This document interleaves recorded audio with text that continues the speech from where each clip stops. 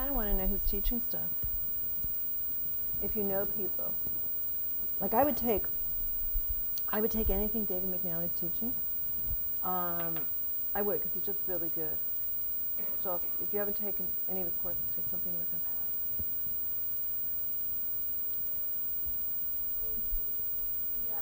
Yeah, it's a great course. You half course or full course? Half. Yeah. I would take anything Jim Vernon's teaching too as well. Jim is a really good philosopher. So, I think, I won't know his name until he comes in, if he comes in. But he's taking a course. He usually sits up here. Not Kevin, because he's here, but who else sits up here? Thad. Yeah, he's taking courses with Jim. I really like them, so yeah. Okay.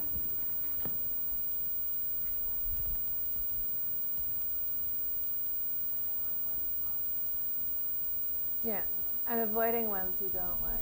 Okay, that's a good plan. It's like, yeah, familiar with that.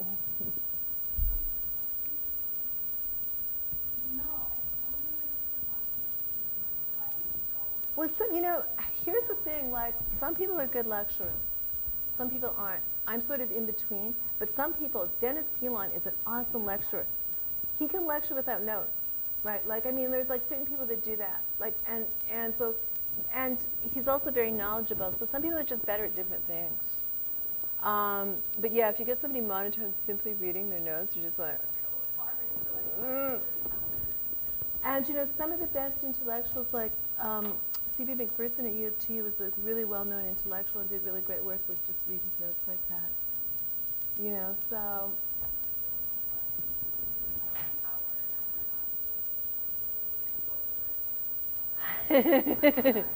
Yeah. I think the psychology and politics is twice a week. It used to be. So yeah, it's interesting to have twice a week. It's easier to do like an energetic lecture, but 3 hours is also good because you can like finish something, so it works. Psychology and politics is like this: it's 2 hours of lectures and 1 hour of seminar, but I teach the seminar too, or I do the seminar. I wouldn't say teach it. So okay, Paul Virilio. Let's do Virilio. Let's do Nietzsche. So we'll do what we did the last 2 weeks. I'll lecture until about 1, take a break, maybe 10 to 1, take a break, come back, and then I'll do another hour lecture. And we'll see if we finished at 2 or 2:15. It'll be fine. And any questions or comments, please it will be easy to get my attention, but yeah, please make them. So I think, Virilio is one of my favorite theorists. I would say he's the most, it's not just me, but I would say he's the most important philosopher to write about technology since Martin Heidegger, and which is why he's following Heidegger and Marcuse. He's about 85 now, so you see a picture of him on the back. Oh, that's not the one where he's with his motorcycle. Hey, we were just talking about you, Fayad, and the fact that you've taken a course with Jim Vernon, right? You've taken a course with Jim Vernon? Okay, because I was just saying, take a course. I was just like giving plugs for courses like David McNally, Jim Vernon, and then I said Fayad had taken a course with Vernon, and then I just wanted to. Yeah, cool. That's what I thought. He was also out walking picket lines and stuff. He's a pretty cool guy. And he was like, philosophy was not really doing good on the picket line front, but Jim was. No, they were. So he was a political science. So Virilio, I just said that Virilio's considered by a number of people, including myself, the most important philosopher to write about technology since Heidegger. And he's retired now, but he's one of the most significant French cultural theorists that has written in the mid to late 20th century and 21st century. So he's written for a long time. He's about 86 or something now.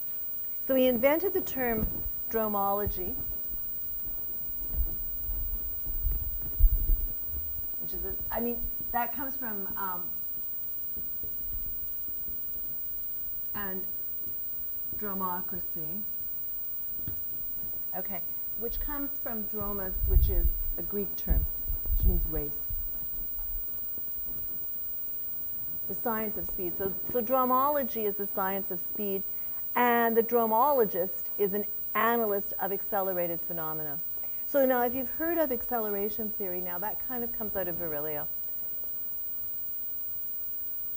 So Virilio says that the logic of acceleration lies at the heart of the organization and transformation of the modern world. So he's arguing it's the logic of acceleration rather than the logic of capital.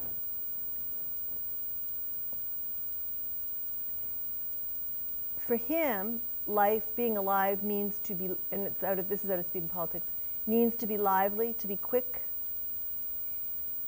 And being lively means being speed, being quickness. There's a struggle then between the metabolic speed, that's the speed of our bodies, the speed of the living, and technological speed. And it's a struggle that Virilio argues we're losing. He equates the technological speed with the speed of death. So he sees the speed of death existing in cars, media sites, airplanes, missiles, telephones, drones.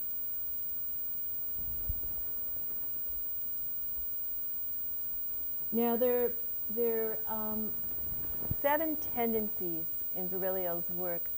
As soon as I list them, you'll see them as they play out in Speed and Politics. He doesn't actually list them in Speed and Politics. He lists them in a book called Pure War and in interviews. And they were the first things that came up there. So the first is critique the world quickly. That one of the things that Virilio argues is you no longer have a slow analysis. You need to critique the world quickly. Okay, let's do that. You need to just, so these are the 7 tendencies that you find in Virilio's work. Critique the world quickly. 2, deploy speed to interrupt intellectual scholarship. He's very big about positioning the body as the basis of intellectual work. You do theory, according to Virilio, from non-obvious points of departure. And for Virilio, if you've read Speed and Politics, which Sarah has, you'll notice that these are military history, like lots and lots of military history. Architecture and aesthetics tends to be what his 3 main sites or points of departure. Also, speed and slowness work together as stability and motion, stasis and velocity, interruption and linkage. And 7, he says that he uses what he calls the staircase method. And he sets the staircase method out in another book. But he uses the staircase method for doing philosophy, which is why his stuff moves so fast. And the staircase method, according to Virilio, is once an idea is introduced, deployed, then jump to linkages with another idea, always doing violence to the original text. What he says, when he's asked about how he does theory, what he says, and this is from, I was just looking to give you the source on this. I think it's from an interview on war.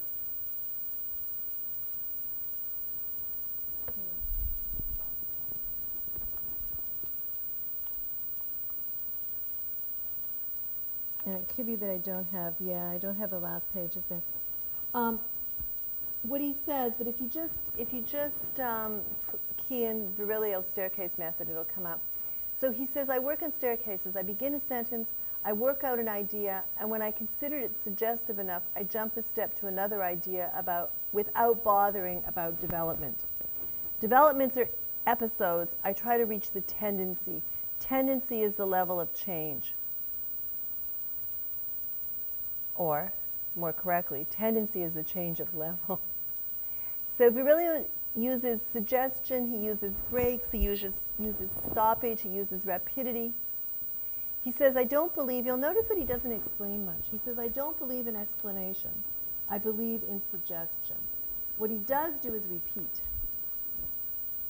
like Zizek, in a sense. So he notices, or he stresses the importance of interruption of things that are stopped as productive. He says this fact of stopping and saying, let's go somewhere else, is very important. And he also links this, the way Derrida was doing with deconstruction and the proletarian strike. Virilio links the stoppage with the strike as well. That when you stop something and go elsewhere, that it's like a strike. You use absence. So Speed and Politics is a rapid book. It used to be a small book. It used to be half this size with little print. So then this edition is bigger, with bigger print. But it used to be like one of these senior text series that was half this size and you could really easily carry around. It's a rapid book. He's doing theory from different points of departure from anyone else. However, it's well versed in ancient and continental philosophy. So he's well versed in Aristotle, for example. He's well versed in Husserl, Heidegger, Merleau-Ponty, Marx. It's just that his points of departure, military history, architecture, and aesthetics, really sets him up as going somewhere else to do theory and doing it fast. And he says it's not the amount of pages that count. In fact, if you, which I really agree with, if you can really make a succinct statement in less pages, it's probably better. Yeah, Sade. Yeah, so, I mean, and it's harder to do something fast, actually. So these are his tendencies: critique the world quickly. Those are up there. And that's a building in Liverpool where they've put it as an art project. It's an empty building where that rotates. It takes about 10 minutes for that to rotate the circle. So yeah, so it's quality, and it's also doing something, you know, it's also doing something quickly to keep up with the speed of life.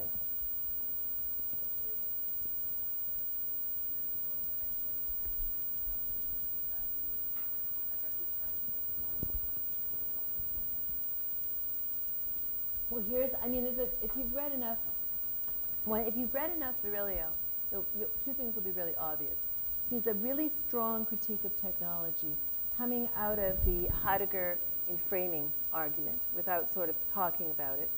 And he applies that very strongly to military technology.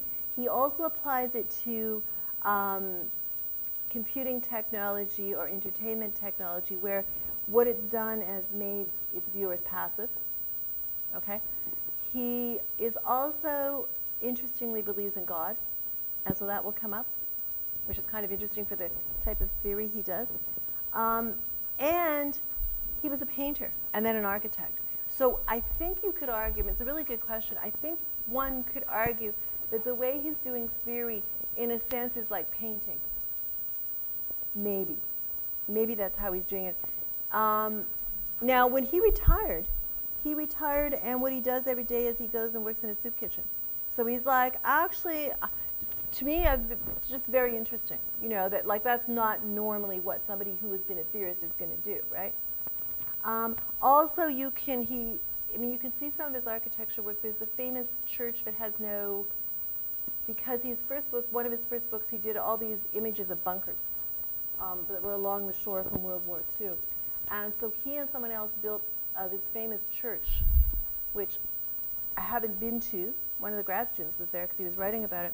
But it doesn't have any, I don't know what you call this, it doesn't have any straight angles. It's all rounded. Like, so you don't have a, yeah. So I mean, he's actually really tried, to put his theory, materialize his theory in a sense. And he also writes about Orlan and Stellark, and he critiques them, and they both really, really like him. Like, he goes to his studio, you know. He had Stellark at his, he was getting an honorary award, and Stellark was in Paris, so he invited him to go with him. Like, you know, so he's actually a very interesting being. I sent him a copy of Fast Feminism, because it's very much influenced by, hoping that maybe, you know, he'd say like, hey, that's great, or not great, or hey, you totally misrepresented my theory, whatever. I didn't hear back from him, but, you know, he loved it, yeah. No, well, actually, what was interesting, though, because it's a Virilio dictionary, so the person doing the dictionary asked me to write a couple of entries, but one of them was on fast feminism. So, you know, so I mean, Virilio you can use to critique quickly and do quite original things.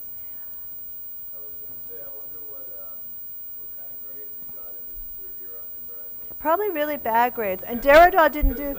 Yeah. You run into a lot of TAs with structure fetish in undergraduate. That's a really good point. And Derrida didn't do so well either. If you look at the Derrida archives, there's some of his stuff there that got bad grades. You know? So there you are. You know? I mean, probably it's important to know how to do the dominant way before you're doing the other way. Like if you just start out writing like Zizek, because Zizek didn't start out writing like Zizek. You know, if you read his early stuff, it's like just a regular, you know, so I think that's something that kind of comes later once you've kind of got all the material. Because Virilio clearly knows all the history of all this stuff, right? But yeah, you can always just say you're writing like Virilio. So I would say speed in politics is not so important for what it says as for the questions it raises. And I would say that the real importance is in how it raises the questions, that is, in how it does theory. So the object of Virilio's study and the style, the content, the form are the same. He's studying speed and he's doing speed to study speed. He's not doing speed, not that kind of speed. No, the person that's doing speed to write, oh man.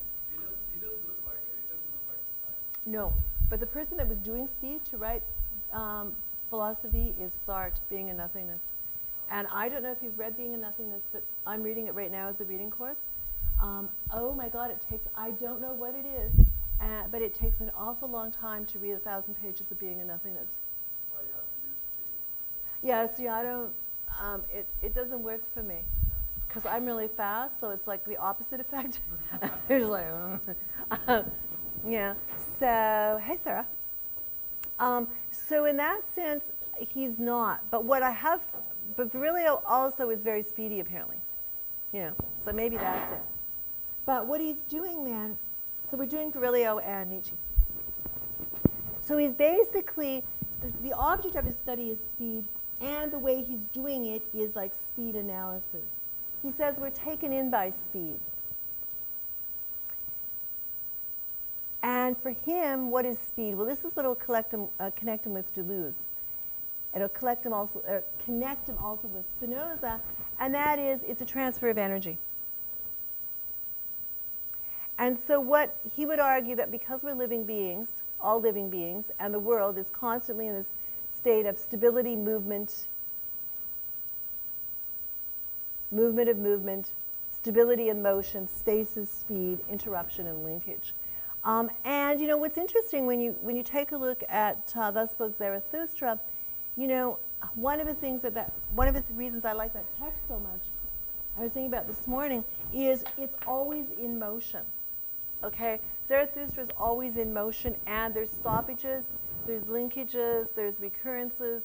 So Virilio is also influenced by Nietzsche.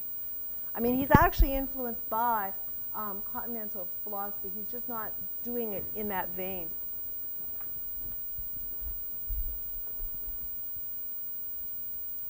And he says things like, speed and slowness work together. Speed is choreography. Sometimes it goes fast, sometimes it goes really slow. Sometimes you get into what he calls polar inertia, which I think is his term, but maybe it's not. Maybe polar inertia is a well-known term. He argues that when, oh, you're really sick, aren't you? Yeah, like when you get better. Yeah, this has been going around and going around. I think I've had it twice. So one of the things with polar inertia is, you know, when you're taking, the way he describes it is, we all suffer polar inertia, especially in front of devices. The devices are moving and we're not. But the best explanation of it is when you're ready to take off on a plane and you see another plane taking off and you're sitting and you actually experience this like you're moving but you're not. Or the rare thing is, the opposite of that too is you've actually gone into the air and you actually think you're just sitting there. So,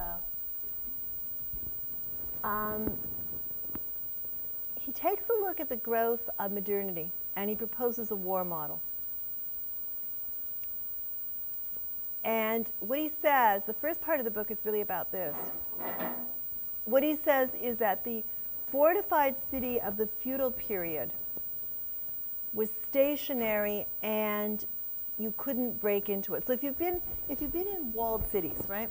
You know, so that's what he's talking about. He's saying it's generally stationary and it's unassailable. So the way he calls it is, he says the fortified city was a political space of habitable inertia, the political configuration and the physical underpinning of the feudal era. You know, I think I've got cough drops for Kevin when he comes back. So what he's saying is, he's taking a look at the transition from feudalism to capitalism in terms of the movement from inertia to motion. And he's using Engels there, because Engels has this thing about like the proletariat on the move in Paris, so the motion of them walking, and I'll get to that. So we'll get that to Kevin. So feudalism for him was sort of a surrounded inertia, habitable inertia.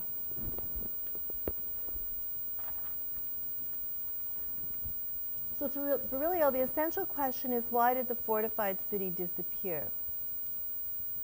And the reason for him that it disappeared, doing military history, is that what happened was the increasing transportable and accelerated weapon systems. Such innovations exposed the fortified city and transformed the siege warfare into a war of movement. And then he talks about how France sort of took the land route, whereas England took the sea route. So unlike Marx, then Virilio postulates, I put a Ricola cough drop there for you, Kevin. I put a Ricola cough drop right there. Look down. Yeah. Okay. Unlike Marx, Virilio postulates that the transition from feudalism to capitalism was not an economic transformation. All right? So although he is influenced by Marx, he says it was a military, spatial, political, technological transformation. Now, you could argue that the economic transformation and these went together. But he's saying that it was that this transition from the confined inertia of feudalism to the motion of capitalism was military, spatial, political, and technological. Broadly speaking, where Marx wrote of the materialist conception of history, Virilio writes of the military and architectural conception of history. This is on page 11, where the quote is, "History progresses at the speed of its weapons systems." It's a famous quote from Virilio. And I believe page 11, it's in the introduction, which is not written by him, but he's quoted there. So in every revolution, there's this presence of circulation. He takes a look at the 1844 revolution in Paris, but he takes a look at it in passing.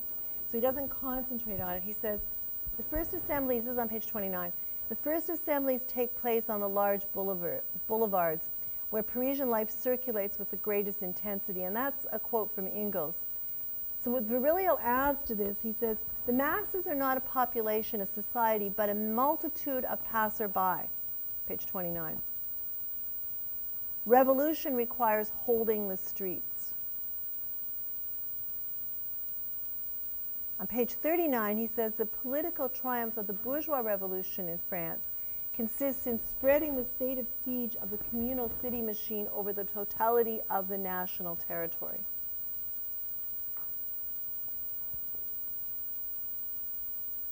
Which allows him to say things like revolution is movement, but movement is not revolution. And on page 43, one of my favorite quotes, he says, politics is only a gear shift and revolution only its overdrive. So if you go to 43, and we've all got the same, it's the last paragraph there. The time has come, it seems, to face the facts. Revolution is movement, but movement is not revolution. Politics is only a gear shift and revolution only its overdrive. War as a continuation of politics by other means would be instead a police pursuit at a greater speed with other vehicles.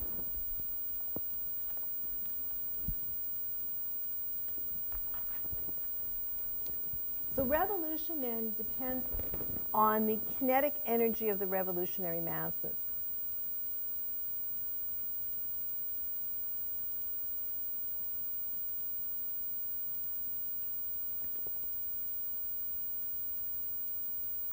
And then he shifts a bit, and we'll shift here. And I want to read you something out of the original accident. But he says that this is a law or a rule. Nothing is ever obtained without a loss of something. So revolution depends on the development of kinetic energy of the revolutionary masses, and nothing is ever attained without the loss of something. That what he means by that is every technology produces its corresponding accident. You know, if you think of it, airplane is easy, airplane crash. This is a smaller version. In a bigger book, which also has all the images, the bigger one's called The Unknown Quantity. It's an art exhibition that Virilio curated for, I can't remember which gallery it was in Paris, but it really is a exhibition of accidents. So you've got plane crashes, you've got the famous imploding buildings. I mean, the cover of the book here, I think it might be from 9/11, I'm not sure. It's definitely an imploding building. So every technology produces its corresponding accident. What he says on page, or what the commentator here says on page 20, is that every technology produces, the invention or adoption of a new technology is always also the invention or adoption of a new accident. So if you take a look, and I'll just read you quick quotes out of his essay, The Future of the Accident. For the first one, he said, this is from Virilio. Virilio says, excuse me, if inventing the substance means indirectly inventing the accident, the more powerful, the high performance the invention, the more dramatic the accident. So our accidents are getting more and more extreme. And you've also got human accidents. I just thought of the pilot flying the plane into the mountain. That's not really an accident of the machine, that's a human accident. In his article or essay, The Accident Museum, he talks about what he calls the integral accident. The integral accident becomes really important because Virilio, integral accident. Virilio argues that we're at the point now that we can have a global accident. That it's not just, that we unite, don't leave, I mean, unless you need to. Okay, maybe that's probably a good call. I thought you were leaving because you thought your coughing was bothering you. I was like, no, we're fine. Okay, well, if you're going to the doctor, cool. So yeah, bye, Kevin.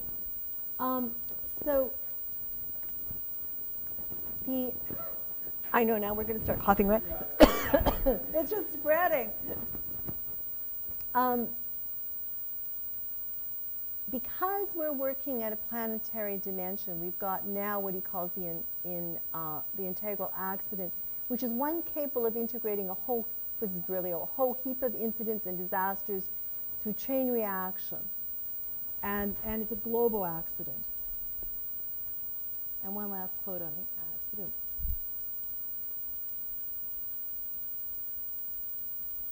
And one of the reasons, I mean, the accident's interesting. It's also in the essay called The Unknown Quantity. The accident is interesting because it is what remains unexpected and truly surprising. It's the unknown quantity of a planetary habitant totally uncovered, overexposed to the eyes of all. So the accident can never really be predicted. And I was going to say, if you wanted to find a sort of a key concept for Virilio, or if you wanted to get his signature concepts, they would probably be speed and the accident. Two signature concepts. Yeah, Stephanie. Absolutely. And he was writing that, I think, before 9/11. Yeah, absolutely. Also, you know, I think he was writing it in response to the first nuclear, it was in Russia. What one was that? Chernobyl? The Chernobyl plant, sorry? Chernobyl's in Ukraine. Okay. The Chernobyl plant that nuclear reactors broke and it just destroyed the whole area, and there's a chain reaction on that. So it's a chain reaction not only with other technology, but also with human bodies and new diseases. So in a sense, new diseases can be a result of accidents. Or you look at just something as simple as sort of a last oil spill around Vancouver, which was last week. And that's an accident that then has, it's not an integral accident, it's an accident that then has different offshoots. And then, you know, if you go to Nietzsche, and thus spoke Zarathustra, it's sort of man himself is an accident. You know, so that kind of.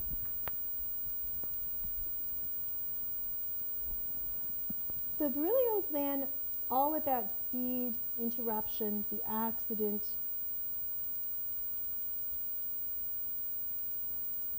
He's a philosopher of the instant present.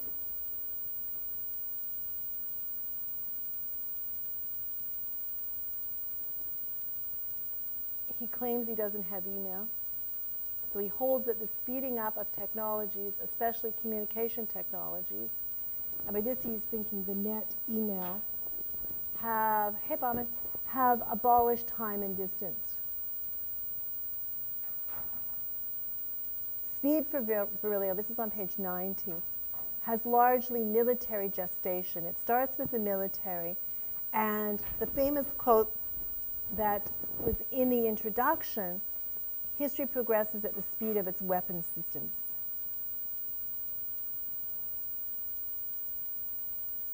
Wow, everyone's coming in. Hey. The way in which mass communication has speeded up has meant that the industrial war has given way to what he calls the information bomb. So he argues, he's got a book that we do in aesthetics or in cyber politics called The Information Bomb. And the new sort of bomb is security, is related to information.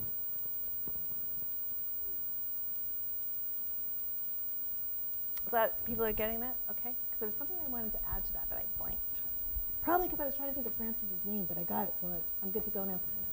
It's like, just a sec.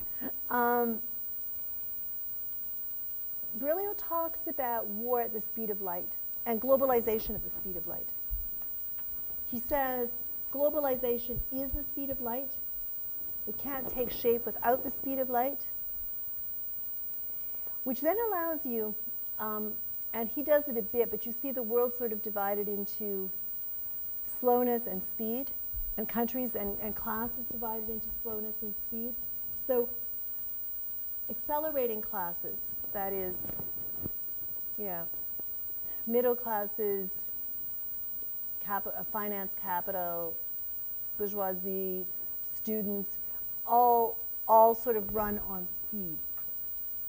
Slowness is, I'll just come to it. Slowness are either the classes that are excess classes that are expelled out of the system, or classes that are basically working classes that are simply maintaining the same level. Yeah, sure do.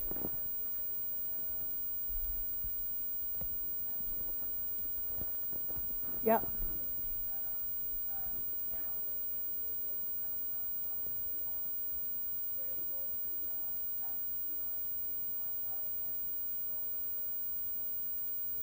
Seriously? So that's why everybody has to turn off all their iPads and everything. But you know, you can also use them now if you have it on airplane mode.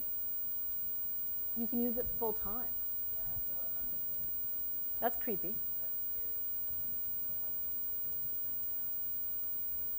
So that's why they're asking, because we were, you know, how everyone was always joking, like, what's it going to do? Seriously, if you know what you're doing. Yeah, okay. That kind of is. Yeah. Yeah, just make sure you're not on that plane. You know? So you've got then the accelerated centers, or what we might have called before the metropole and the peripheries. So if you go to a periphery, things are pretty slow.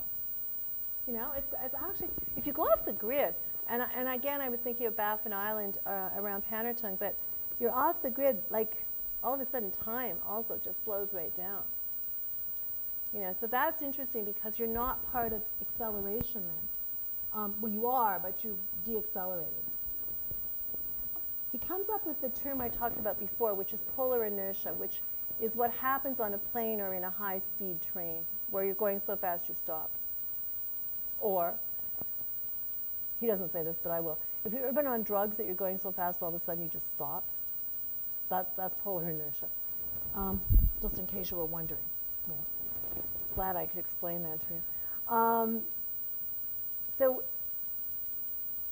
then he goes back to the French Revolution. He talks about the French Revolution, the early part. He goes back to the French Revolution, and he says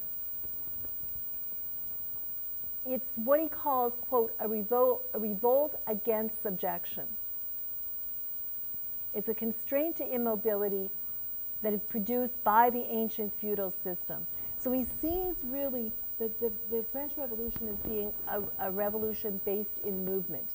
In the mass uprising of 1793, what you get is a dictatorship of movement, eventually, that was replacing the freedom of movement that existed in the early days of the French Revolution. So, you know, just think of it in terms of revolutions and even what Sorel says, the beginning, and then you get the dictatorship, and you get the solidification, you get stasis. So it goes from freedom of movement to a constraint of movement. Did I do something? Good, because I was getting a little bored here talking. So, yeah.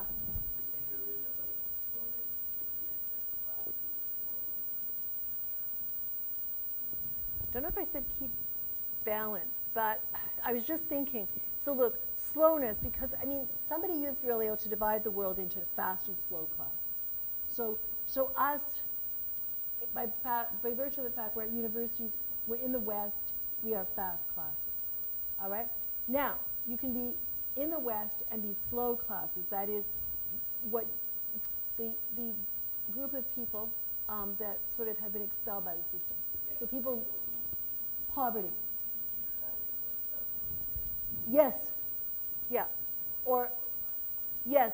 And you can also argue that the proletariat maybe has some who are in accelerated classes and some who are slow classes, depending on how you divide that. You know, so.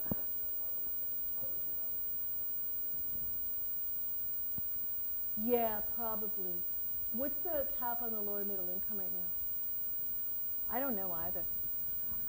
But you can be guaranteed, but what's interesting then is if you're making, like our minimum wage is what, 12 something?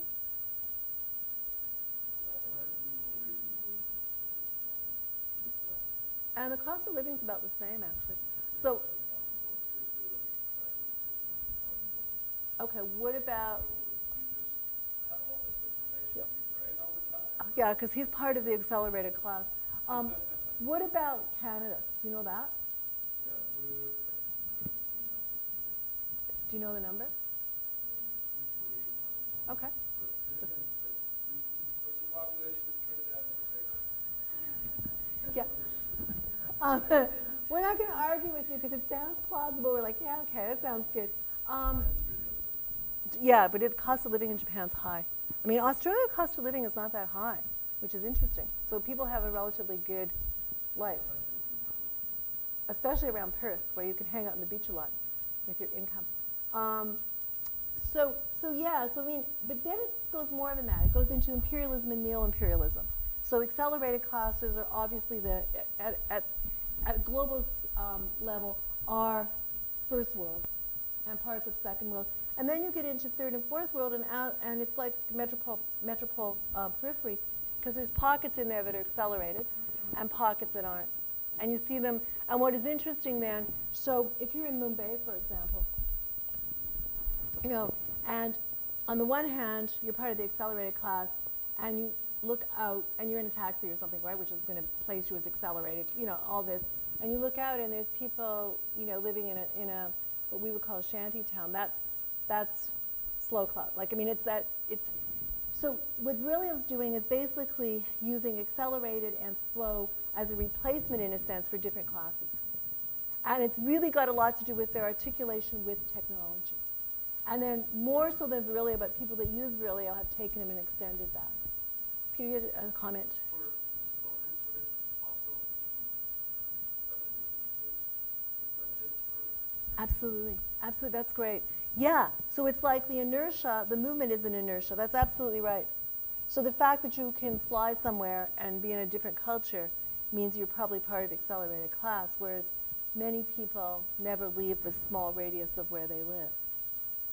Which is hard, which becomes, if you're part of an accelerated class, that becomes hard to, like that becomes hard to sort of, visualize.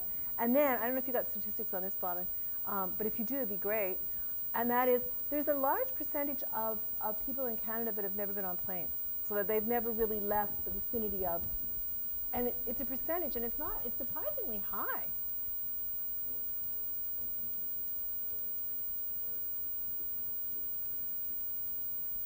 Or you could just make it up. So what's a truth conditional? Like I. You make a statement. You make either a statement. Say that the ratio of number of people who live in rural areas versus the ones that live in.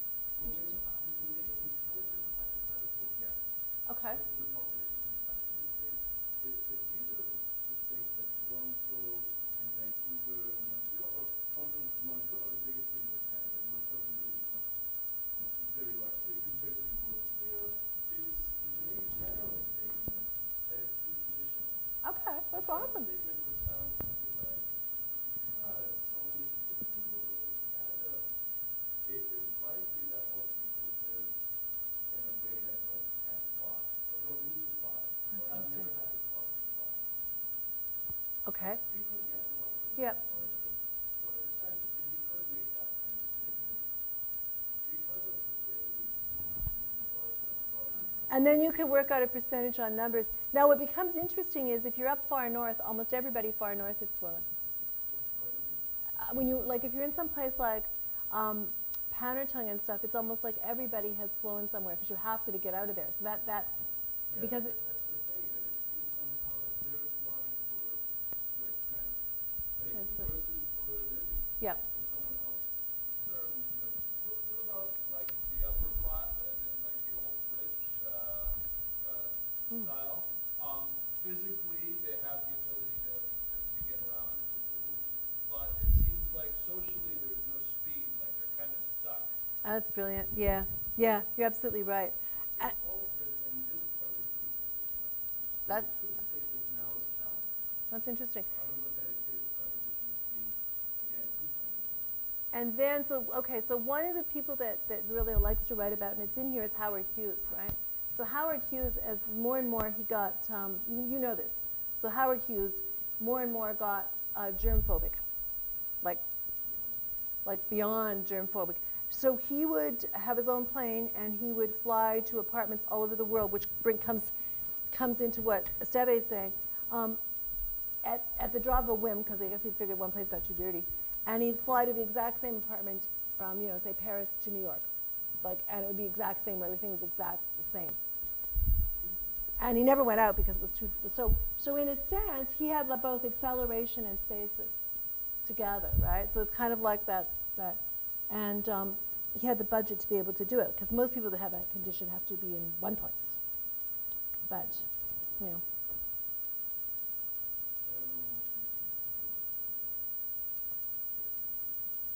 What is it? What's gyro motion? Which one?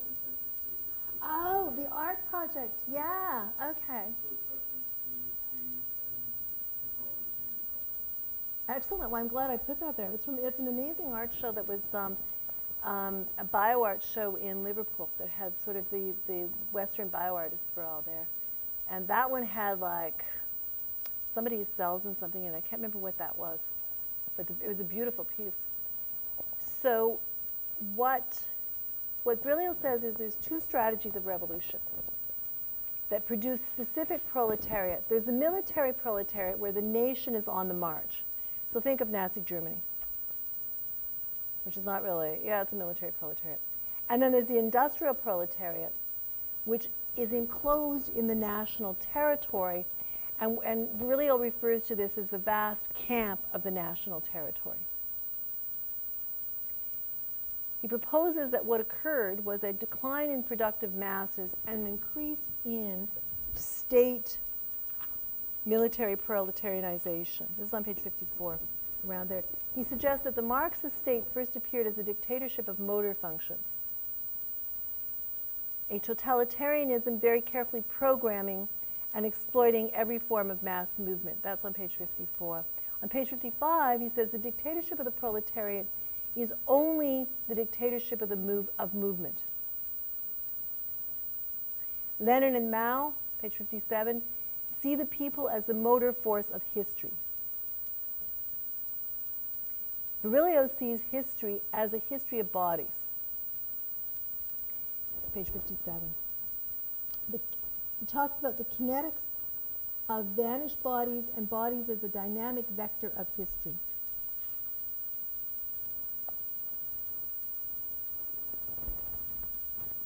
And in a book called Crepuscular Dawn, which is pretty awesome because it's like Red Dawn, right? He says in a talk that he describes it here, he says, I position the body as the basis of my work. I'm a materialist of the body, which means that the body is the basis of my work. When I talk about speed, I'm talking about bodies.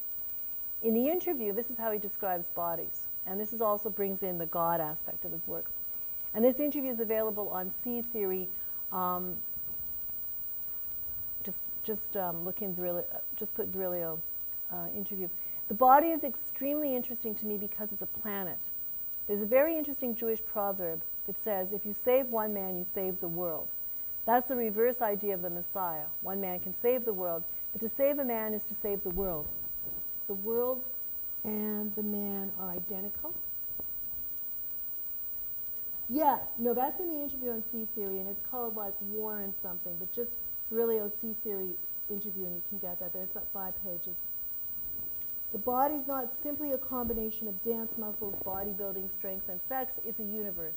What brought me to Christianity is incarnation, which is being incarnated in a body, not resurrection. Because man is God and God is man, the world is nothing but the world of man or woman. To separate mind from body doesn't make any sense. To a materialist, matter is essential. I'm a materialist of the body, which means that the body is the basis of all my work. And the interview is called Cyber War, God, and Television. And it's on the web. You guys know the C Theory website, right? ctheory.net. It was his best description of how the body fits into what he means by acceleration and what he means by speed. So in the chapter Unable Bodies, and this is one of his first books, he develops this more. What Virilio does in this chapter is he points out, and this is a chapter obviously in Speed and Politics, that it was discovered that the damage done to bodies by war machines could be compensated by prosthesis.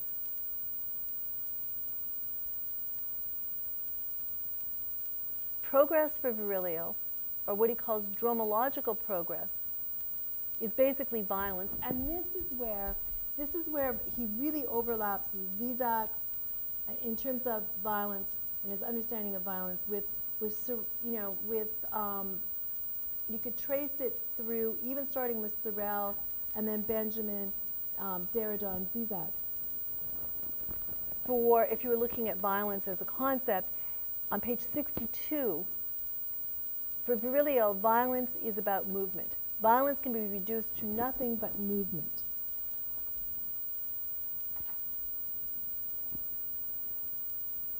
It's the last paragraph there, and it's in italics. You can't miss it, page 62. Violence can be reduced to nothing but movement. The war machine expanded from land to sea, and he says when it did so, it jumped from the great immobile machine of territorial warfare, and it became amphibious. It became a mobile. I'm going to do that again. It jumped from the great immobile machine of territorial warfare, and it became amphibious. It took to the sea and ocean and became mobile. So he's thinking of submarines. He's thinking of the fleet. So he's saying, okay, in military history, the trajectory is land, sea, air. Page 68, Virilio claims that speed as the pure idea without content comes from the sea.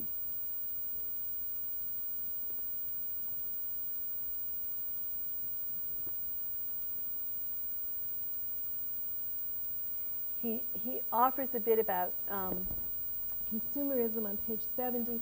He suggests that our products are always worn out almost before being operated. That speed surpasses the entire profit system of industrial obsolescence. You know, so if you've been, I think it was on Facebook, but if anybody has got a MacBook Air in 2011, it seems like the lifespan for those are up until now, and they're just dying. Okay, so that's a 4-year period, which I guess, you know, in terms of acceleration may not be bad for a computer, but there was like, I saw 3 posts about people's MacBook Airs from 2011 dying. I think mine's newer than that because I had the 2011 one stolen, and then the one after that I wrecked myself with water. So I think mine is good to go. I know.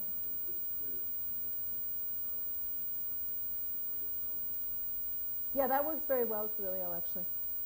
Because, and I mean, what Virilio's trying to say there is that basically the whole idea of industrial obsolescence is overdone by speed. That it's going to be, that the product's going to be worn out before the industrial obsolescence, in a sense, is built in. It's either going to be worn out because you want something new, or it's just, its demise is speed it up, speed it up, speed it up. And so we feel that we're omnipotent, right, because everything around us is right.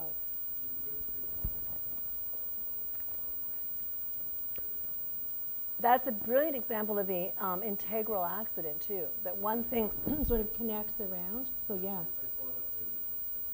Yeah, it's a very good example. Have anything to say about waste? Yes. I used, actually, Virilio to shoot sort of sinkholes. So where the land, where minerals are being ripped off, right, and the land is just imploding. And, yeah, I mean, waste is what's spewing out from acceleration.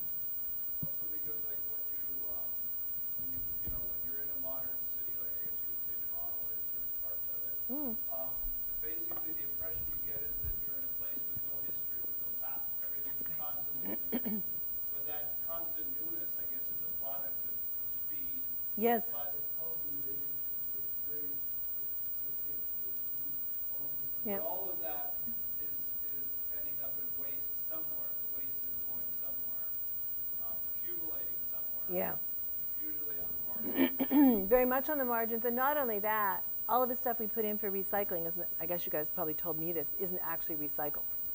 Only aspects of it are, and it's just dumped as waste, too. So it's like a... Yeah. Yeah. So what's interesting is, yeah, you're absolutely right. So it always seems like a new city, unless you're in a European city where the oldness is a fetish, or if you live around where I do, which is Spadina. Spadina's still old, the part that I'm in. But yeah, that's, so waste is very much a part of the accident, and particularly technological waste. Somebody did a film on, for the aesthetics and politics class, using Virilio's information bomb, which is it's sort of the waste of information and information technology, and showed all the open copper, you know, where I think it's in Indonesia where a lot of the computer stuff is dumped and people are mining just for these copper wires, but they're like kids mining for it, and yeah, it's unbelievable. And so what she did was a really brilliant project, really brilliant film, because you'd have her on one of her devices, and you know, and what you'd have projected on the screen behind her, because she's in film, what you'd have projected is this whole waste site. So she'd be like talking on her phone or on her computer, and the projection behind her that was actually over her, so would be on the back, and it's really interesting. So that's totally, so so it really brings together everything there in that image, right? It's like the waste of technology, and then what you've got is the acceleration classes just dumping it in the slow classes, dying from like mining, kids like from ripping this copper out. That's very good. Yeah, I mean very bad, but the really, yeah, Bob.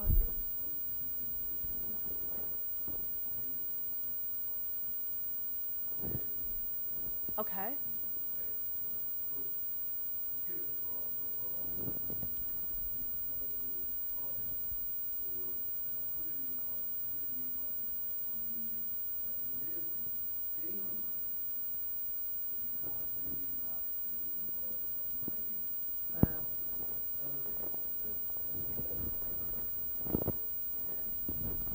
true about Canada? We're the fastest what? Seriously?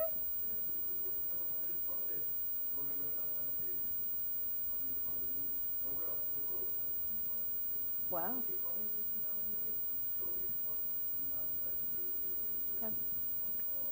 Because you don't, I mean, that's interesting, Bauman, because you don't really think of Canada that way, right? As like a leader. Yeah, it's true.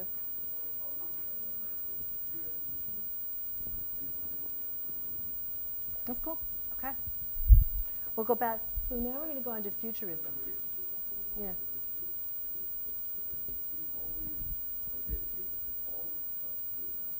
Yeah, absolutely. Yeah.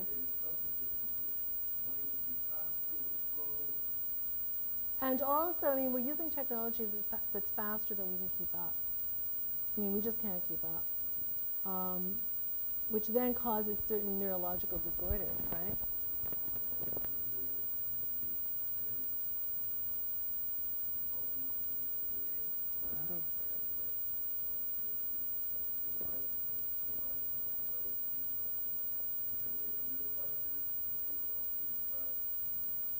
Well, that's terrible.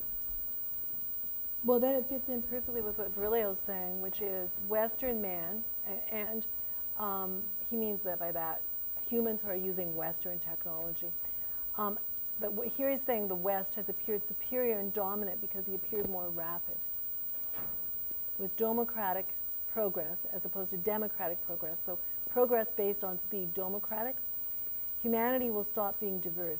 It will tend to divide into hopeful populations and, precisely what you were saying, despairing populations. Either blocked, well, in your case, in the Korean case, they've got the technology. That's not the problem. What he's talking about in terms of despairing populations are populations blocked by the inferiority of their technological vehicles living and subsisting in a finite world. And that's on page 70.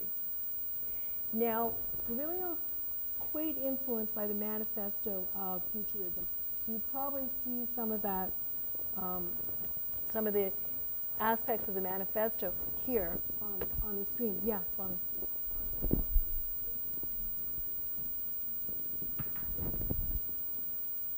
Okay. Can you like just a little bit louder? Is that the Samphamoth race or no? Samphamoth race? What's the painting? Okay. Okay. Okay. Okay. Yeah, yeah.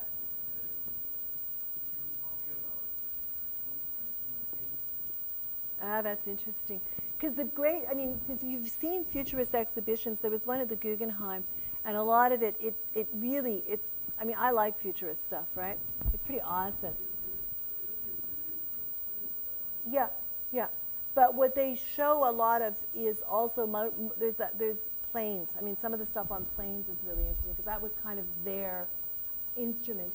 There's planes, and also there's one with motorcycles in it, and there's one where, you know, things start breaking down because speed is going so fast. So yeah, that would work. That's an interesting painting. I haven't seen that one. I've seen like about 40 or so that were collected.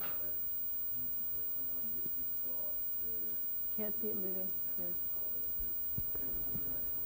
That's cool. Yeah, that's great. There's also, just check online at the Guggenheim, because they have a 4-minute video on the futurist exhibition, so you can see a lot of what Marinetti and others were producing.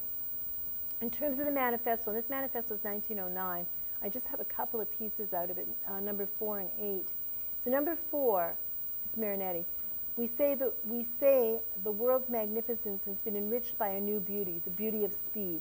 A racing car whose hood is adorned with great pipes like serpents of explosive breath, a roaring car that seems to ride on grape shot, is more beautiful than the victory of Samphamoth race, which is a classic, victory sculpture. We stand on the last, this is number 8, we stand on the last promontory of the centuries. Why should we look back now when what we want is to break down the mysterious doors of the impossible? Time and space died yesterday. We already live in the absolute because we have created eternal, omnipresent speed. That was 1909 by Marinetti, who was the founder of Futurism and Futurist artist. And he suggests that the armored car reduces the overman to an inhuman type driving. The animal body disappears in the metallic body, which is able to annihilate time and space. Okay, well, I've never really got going that fast, but I know it's possible. Virilio says that, make no mistake, futurism comes from a single act. This is on page 84. That of war and its essence, speed. So he's linking futurism with war. And think about it. I mean, in terms of speed, sometimes there's lots of different hearings of speed, but the one that stands out for me most is like in motorcycle races and stuff. You can really actually hear the speed, which is kind of interesting, for super bikes and things like that. So basically, he would argue we're going faster and faster. And you can tell just by watching car commercials that cars are going faster and faster. And they're getting more and more expensive and faster and faster, which is kind of interesting. That's why you need a slow car like my Jeep, which goes only slow. The dromological progress not only produces two types of bodies, Virilio says, this is on page 97, those of hope and despair, which we talked about before, but two types of souls. One is a body without will. It's dependent on its environment. And the other is powerful because its will, Virilio says, is out of reach. So its will has disappeared in speed. It's on page 97. Bodies without will are the bodies of speed. Bodies without will is dependent on its environment, and the other because its will is out of reach, the other body. The former is deprived, so a body without will is deprived of place and identity. It's a military proletariat that lives in temporary barracks as they travel the territory. So then he goes back and he says, until the 19th century, the barracks were a kind of clinic, which is true if you've done work on venereal disease and prostitution. Until the end of the 19th century, the barracks were kind of a clinic where venereal disease and typhus caused more deaths among soldiers than war. That's on page 102.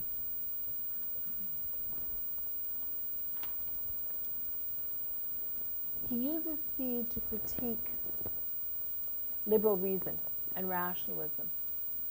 He's using it to critique the Enlightenment. For Virilio, reason is a politically invested concept,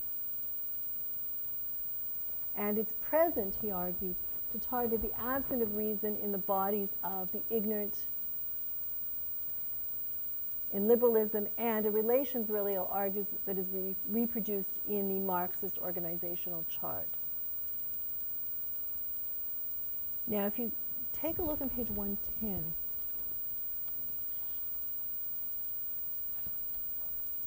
and if you take a look where it starts with good conduct, because what you see operating here is a staircase method. I'm just going to review the staircase method for a second. I work in staircases. I begin a sentence. I work out an idea. When I consider it suggestive enough, I jump to another idea without bothering with the development. Developments are episodes. I try to reach the tendency. Tendency is the change of level.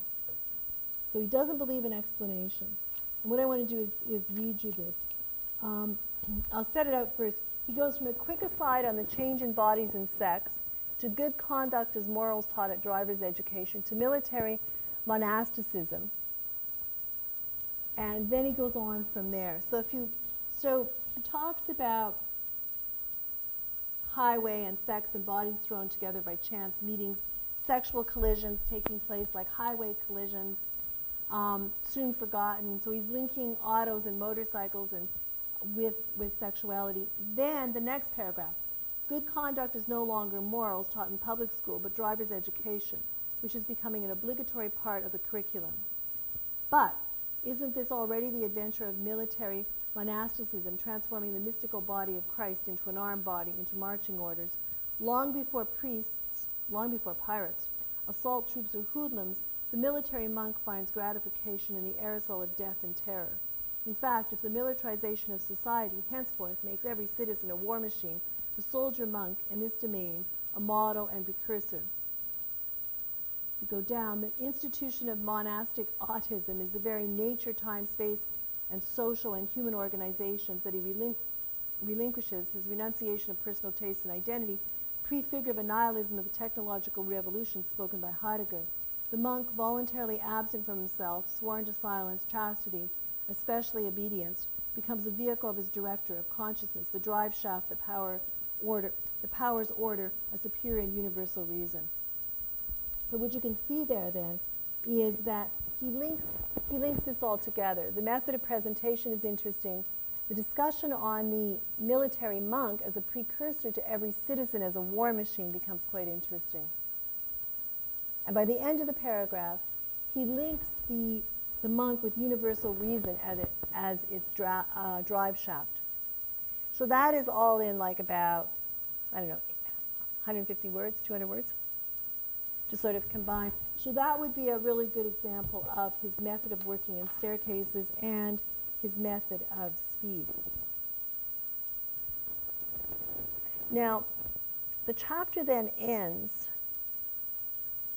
with the very first motorized vehicle, 1771 steam-powered military trolley, which marked the beginning of the passage and the limit of passage from the metabolic vehicle, the human body, to the technological vehicle. Which leads then Virilio in Chapter 3, Part 3 of Dromocratic Society, the end of the proletariat, to make claims. The dromological, that's speed, and human and social progress coincide but don't converge. The first 5-step trajectory of the end of the proletariat on page 115 is quite interesting. So to take a look at that.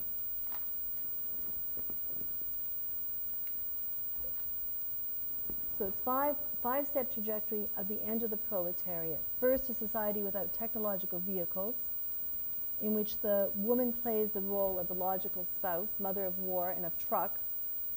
The indiscriminate bordering of soulless bodies as metabolic vehicles. The empire of speed and technological vehicles. 4, the metabolic vehicle competing with and defeated by the earthly technological vehicle. And 5, the end of the dictatorship of the proletariat and the history in the war of time, and of history in the war of time. It ends with the defeat then of the metabolic vehicle by the earthly technological vehicle. And so since 68, he would claim, do you want me to go over that again? Does that make sense or no? I heard you sigh.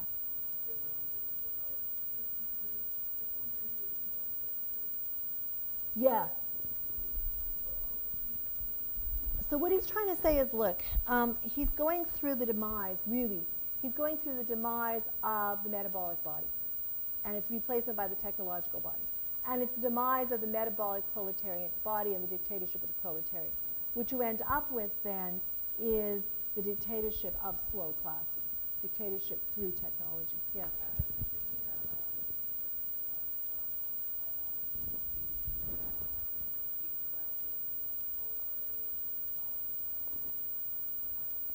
Using force. Yeah.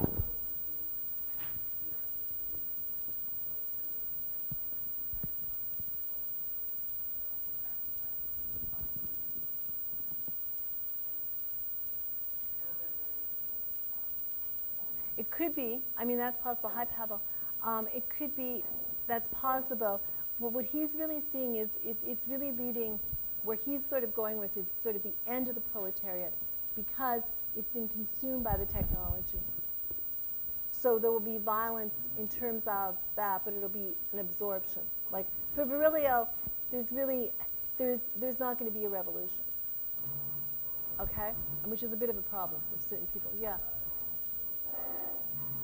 The points? Yeah, the points are right here. Now, the points are really where he's talking about dromological progress. And the development is, now the first one is really interesting because you start with a society without technological vehicles in which the woman plays the role of logistical spouse, mother of war, and of the truck. Okay? So you're kind of like, so he's linked woman's carrying capacity with the technological capacity of, by carrying capacity I mean ability to give birth. So he's sort of linked that with, and also sexually, excuse me, he's linked that with like, so he's, at one point, I don't know if it's in there or another book, he's kind of linked heterosexuality with the fact that woman is always sort of a vehicle in this, right? And that we're passengers of women's bodies. That's where he's going with that, okay? Now, he got himself in lots of trouble for that particular flipping on it. I don't think he means what it immediately sounds like. I think that in some of his other writings it becomes clear that he's saying that women's bodies have been used, technologically used for reproduction, and also used in terms of the home, in terms of man. You know. So I think that's where he's going with it. The second one, the indiscriminate boarding of soulless bodies as metabolic vehicles. So the body is then becoming a metabolic. The body is a metabolic vehicle. It's losing its sort of soulless body. It's becoming a metabolic vehicle. And then you get the empire of speed and technological vehicles, which are going to surpass human metabolic vehicle. So you get the metabolic vehicle number 4, competes with and then is defeated by the technological vehicle, which is where we are now. And at this point, the dictatorship of the proletariat ends because we've lost out to the technological vehicle, and what you've got is not a war of space but a war of time. So once the dictatorship of the proletariat ends, and he would see the 20th century up till about, I don't know, probably 70s, probably as having aspects of the dictatorship of the proletariat. When you shift from what would you call it, a geography of space to a geography of time, that's when that ends. So you don't have a dictatorship of the proletariat, you have a technological dictatorship. So what he means by that is precisely the fact that space, it's become even more so, because he wrote this in 1977, the fact that space is no longer contained, that we can overcome space and time. So you can simultaneously be lots of different places simply by going on Skype. That's kind of, yeah. So when the virtual person has overcome the metabolic body, the flesh and blood body, the dictatorship of the proletariat is over. What you've got is a technological dictatorship, where we're kind of suffer, then he writes about that in the information bomb. But that's the direction. Now, what he's doing with women's bodies there, I don't know. The read I would give is the one I just gave, which is because we're carriers of the human race, and because also in sort of what? Standardized or hegemonic heterosexuality, we're carriers of the male body. I think that's why the connection with the truck there. But, you can critique that harshly if you want. It's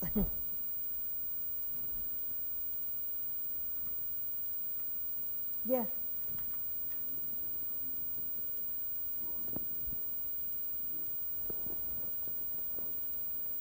Yes, absolutely. Good. Art and Fear is all about that. He's completely freaked out by World War II.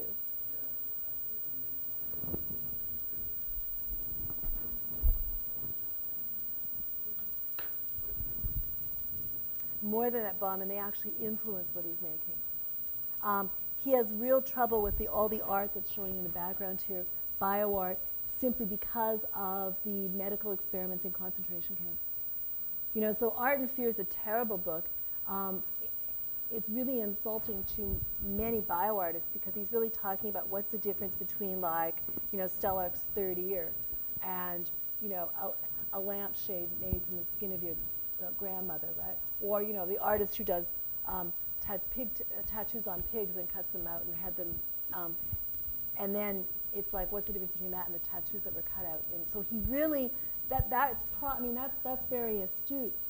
Unless you already knew that, but that's kind of really what influenced his whole life, because he was a child then. So some of his first work was on the bunkers on the Atlantic coast, bunker archaeology. It's a brilliant book. He went and filmed all the bunkers, and which were left over from, and that's where he used to play around as a kid.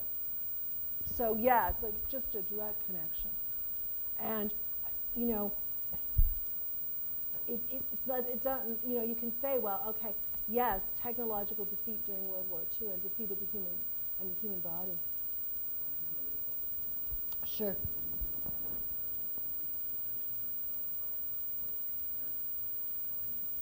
Oh, gee. Kant's take on time. What's your suspicion? Is it the same as Virilio's? Is that what you're saying? That's interesting.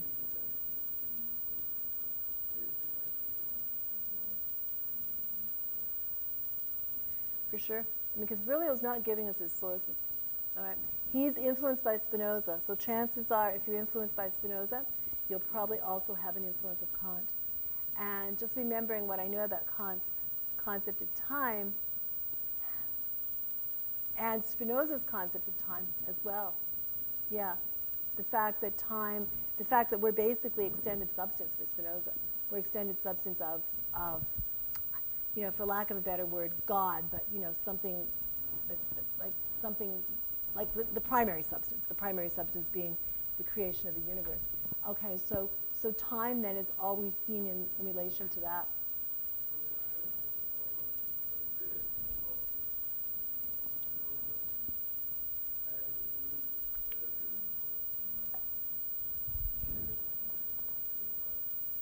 Yeah, okay.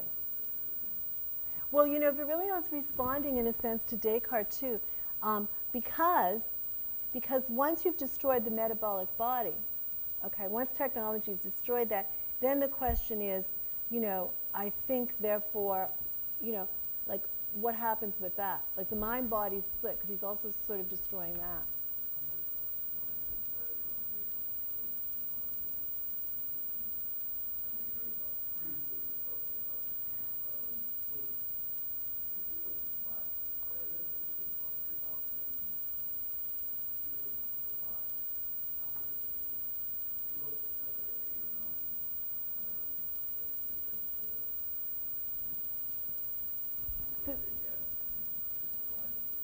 So the Descartes that I'm familiar with and that I've read is specifically the Descartes that Husserl is responding to. So it's his meditations on, yeah. Yeah, it's not ringing a bell, Bob. I'm sorry, it's not. I vaguely have that, but and if you want to say something about the wax meditation, go for it. Okay, I was going to say. Okay. It's got to be in the meditation. And the meditations have directly, and I can do the trajectory for you, the meditations have directly influenced Husserl. Husserl is a direct influence on Virilio. Okay, so that connection there works. And for sure. So with this end that is laid out on of the proletariat on page 115, what Virilio is suggesting is that the animal body of the worker ends up being devalued, as he says on 117, as were other domestic species before him. The proletarian worker is declared unusable, and then what comes to dominate is what he calls the proletarian military. And where he goes for this is interesting. So he goes to the fall of Salazar's regime in Portugal in 1975. And I was in Portugal just after it fell in the beginning of 1976, which was pretty awesome if I only knew what was going on. But what was really, really interesting, like not knowing what was going on, was that there was a real integration of leftist forces into society. So it became, so what Virilio says is, in 75, Salazar's regime was brought down, basically. And it was quite a totalitarian regime. And the armed forces then integrated into it the leftist forces and sort of changed the face of the armed forces.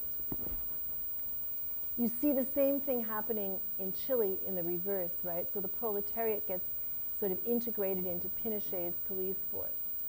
And Pinochet was also in the same time period. He was a dictator in Chile, and his regime was falling. And so and you can trace this back to what happened with the military in the Paris Commune, how they shift, because they're part of the general population, and then they become a militarized proletariat, and then they become part of the general population. Or you can see it also happen more recently, too. When a military refuses, Tahrir Square, when a military refuses to shoot on its people, it's because the population has actually become part of the military. There's not that clear divide. So that's what he's talking about there. Now, in Portugal, you could, in retrospect, really see that, right? There was just a real integration. You could see it in Spain as well after Franco died. So after dictators go, what you get is this. Yeah, Bauman, you had your hand up.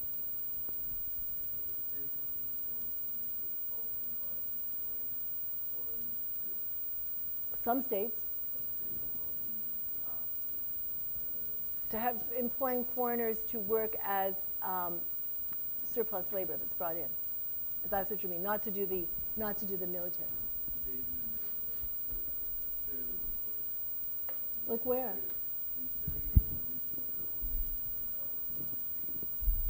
Seriously? Like, can you give me an example? Because that I don't know about.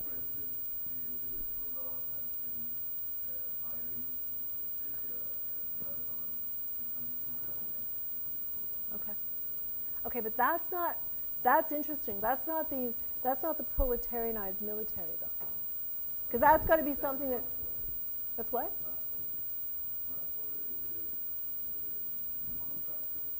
Right. Okay.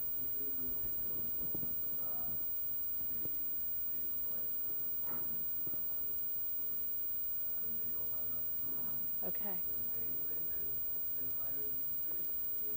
So I wonder how you would fit this in, because he's talking about the integration of leftist forces into the armed forces inside a nation state. But that was 1977, so we've gone further. And you're saying what they're doing is outsourcing. Yeah. They're yeah. Yep. Yeah, that's good. Well, it implies the inside nation states, because nation states are at different stages of development, as we all know, right? So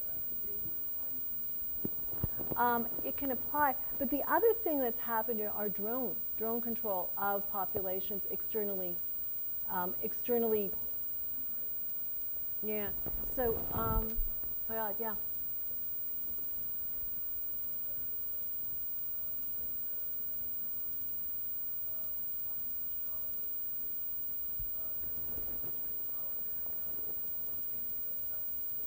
Yeah.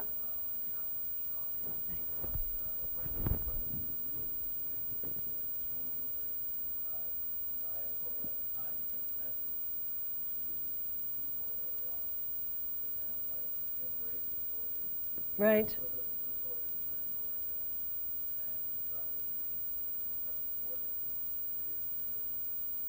That's great. That's a great example. And it can go either way. You can either have the people become part of the military proletariat or vice versa.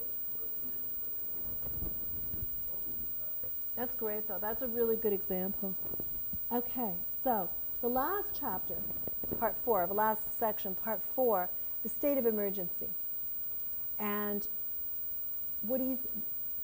it's kind of what we've been talking about. He's saying that, and I remember 1977, that's quite a long time ago. So there needs to be updates, and he's made updates, and other people have made updates. John Armitage does a lot of updates to Virilio. Territory has lost significance in terms of the projectile. What exists, Virilio says, is the non-place of speed. So we get think drones, instantaneous action at a distance. immediate penetration and environmental destruction. Geographical spaces are shrinking, and speed has increased and continues to increase. And so he says in 1977, we have, as a worldwide phenomenon, of the direct, or the direct encounter of every surface on the globe. And that was prior to World Wide Web. What's gone is the ancient intercity duel and a war between nations, and also conflict between naval empires and continental powers. These have progressed or degressed to what he calls the juxtaposition of every locality. So he's writing in 1970s, it's published in 77, and what you've got is the arming of the race toward the end of the world is distant. So you've got GATT and Star Wars going on. That's the period he's writing. So he observes that without the violence of speed, weapons would not be so fearsome. Virilio says that to disarm would be to decelerate. He claims, and I think this is a very interesting claim, that, and it's on page 154 to 55, he claims that in World War II, the nuclear explosion on Hiroshima completed the cycle of spatial wars. What we have at the end of the 20th century, or in the last quarter of the 20th century when he was writing, and now is a war of time. And a war of time is based on a war of technology. And I don't know if one would update his idea that we have a war of time. I don't know where you go after that. If you've already eradicated space as a war of space, and you move to a war of time, what you've got then is a faster and faster time where it's a war of the instant, I guess. Yeah, Peter.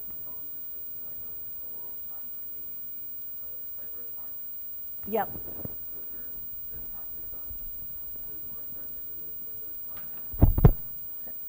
So it would be an acceleration of the war of time, right? And also an acceleration of the war of time also ran through information. Cyber attacks. Yeah, that would work really, really, really well. So speed for Virilio is war, and it's the last war.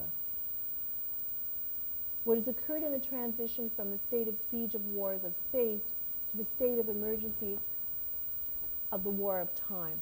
And then the question is, okay, what's the next? What's the next transition? And Peter's saying, well, and I think you're quite right, that we actually aren't fully at the next transition, but what it is acceleration through cyber attacks and acceleration of information. So what has occurred is a transition from the state of siege of wars of space to the state of emergency of wars of time.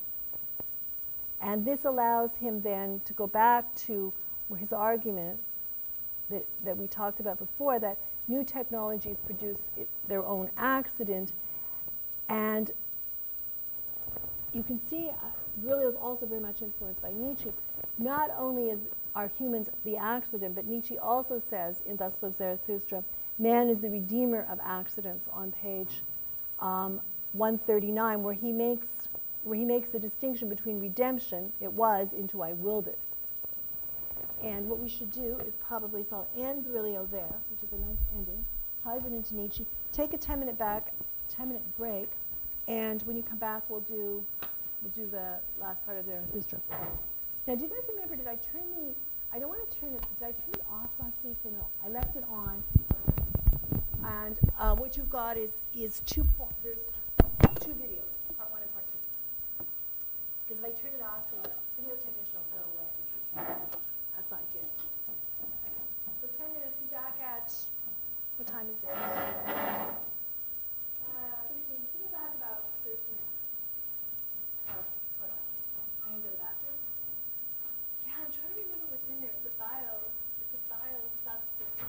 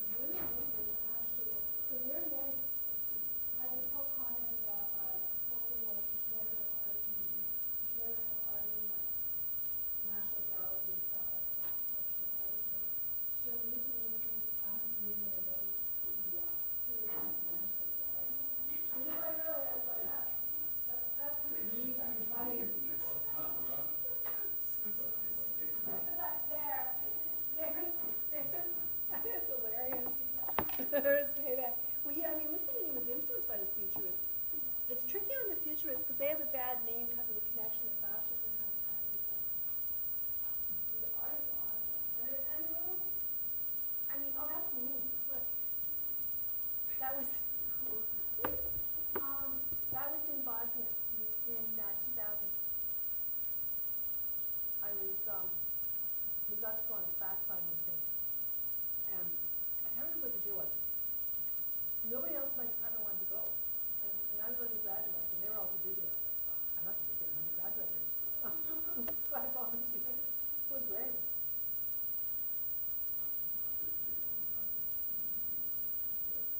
Well, I got into trouble. I got into trouble for, I could not stand going around a group of 17 academics while I was in Bosnia, and the election was on. And so I went out by myself, and as I was exiting the hotel, the bus driver's like, hey, where are you going? And I'm like, I'm just getting out of here. Like, it was just like, I'm just going out, like, to walk around. He's like, come with me, because he's going up there. So I went all around with him, which was awesome. And, because the city was still the aftermath of bombing and everything. It was really interesting. And then I came back and I went out the next day by myself, and I because I didn't obey protocol, and it was military, I got booted. But they had to bring me back and stuff. So they didn't kick me out. They just said, you'll never come on another one. It was okay. Well, it wasn't that serious because I hadn't planned on going out. But we stayed on military bases. Pretty neat. Oh, the other thing was, I'm staying on a Canadian military base around, I can't remember, it's rural.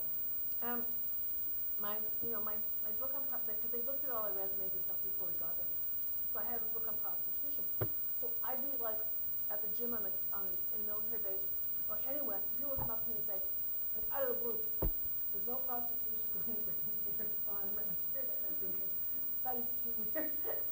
Like, not that I'm asking, but by the time the third person said that, I was like, man, there's got to be a base camp just outside of here that I can't get to, right? Because it's like so many people were telling me. And sure enough, there was a film made on me a few years later. You know, because they just kind of volunteer. Men and women. It's like, so weird.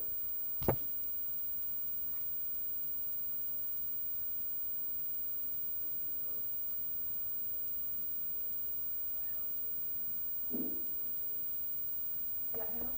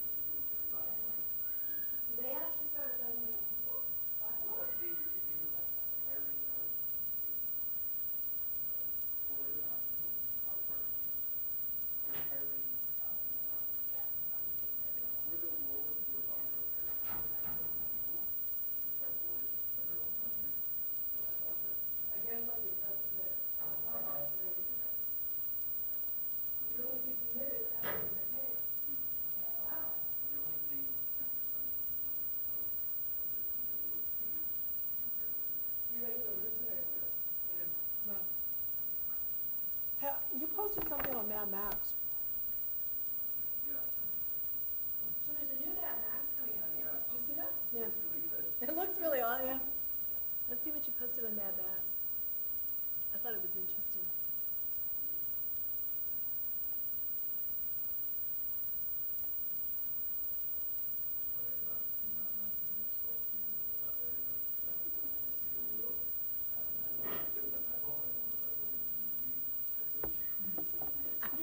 Mad Max? Well, you're going to have to update it because it's like, it's really weird now. Who played Mad Max in the first one? Was it Mel Gibson was the first?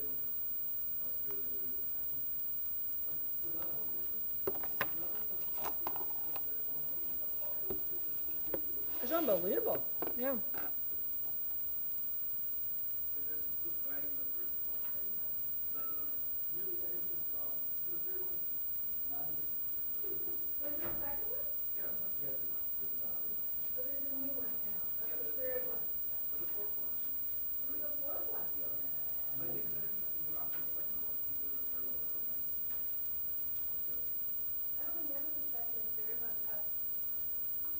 Wow. Okay, let's just take a look at this for a second. You want to say anything about this, Peter? Do I think you're a Mad Max points? I thought it was good.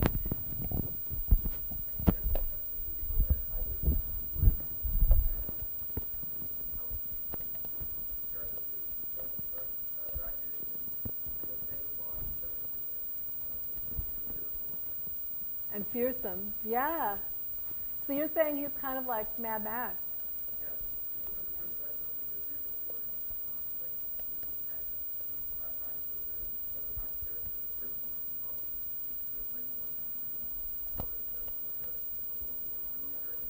Who played the second one? Gibson again? Okay, cool. I thought that was cool. Does he? He's not, but he's not in the fourth one. It's like an all new. It's an all new cast.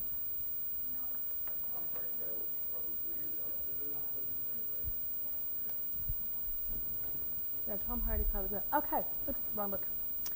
So, is everybody back? Yeah, almost. So we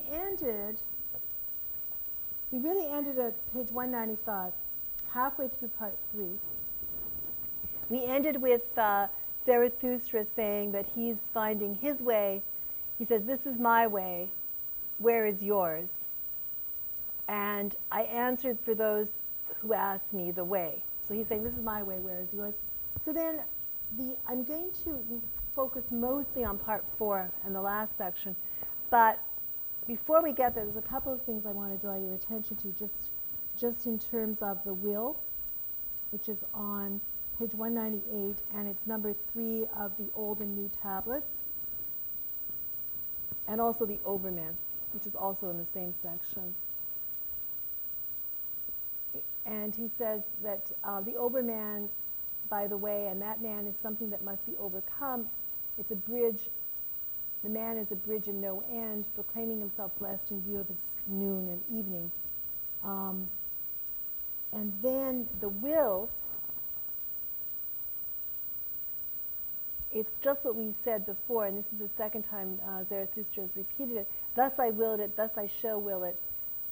This I called redemption, and this alone I taught them to call redemption. And it's followed again by man as something that must be overcome. In terms of Virilio and stasis, in section 8, page 201, in the same, we'll call it a chapter, what Zarathustra says is, at bottom, everything stands still. At bottom, he repeats it twice, at bottom, everything stands still. Against this, the thawing wind preaches. I think there's one more thing I want to point out, too, before we go to the 4th section. Oh, yeah, the Schmidt and enemies, section 21. He's got probably his most succinct description of friend-enemy here in section 21, page 209. This is Zarathustra. Yeah, sorry. No, we're finished with Virilio. We're on to Zarathustra. So it's in the same chapter, and it's in a chapter on Old and New Tablets, section 21. And it's precisely what Schmidt, you could argue, based his friend-enemy on. You should have only enemies who are to be hated, but not enemies to be despised. You must be proud of your enemy, thus I taught once before. For the worthier the enemy, O my friends, you shall save yourselves. Therefore you must pass by much, especially much rabble, who raise a din in your ears about the people and about peoples.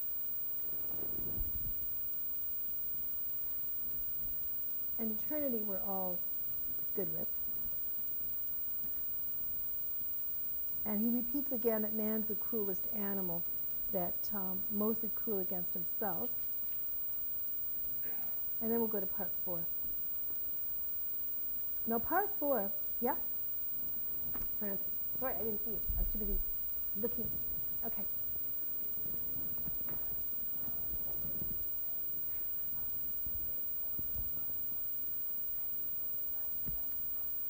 He could be. But what I was taking that for was really how Schmidt really sees friend enemy. So the end of that, like you can't, you're right, that's really good, because you can't actually function as an overman if your enemies are way beneath you, which is what you were suggesting, right? Yeah, you're absolutely right. So you need, it's Schmidt's argument that, which is actually Nietzsche's argument, is that you need enemies equal in ability to yourself. Otherwise, it will not bring out your best qualities. So you can't despise them. That's good. Is that what you're asking or no? Cool, then that's right. Absolutely, that's good. Yeah, Sade.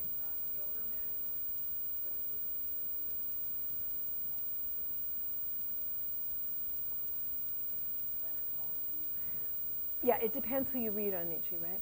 So for Nietzsche, you could probably, if you want to like take what he's saying in Zarathustra, the overman is somebody who has like sort of the higher values and is not part of the rabble, who's able to think and act for themselves.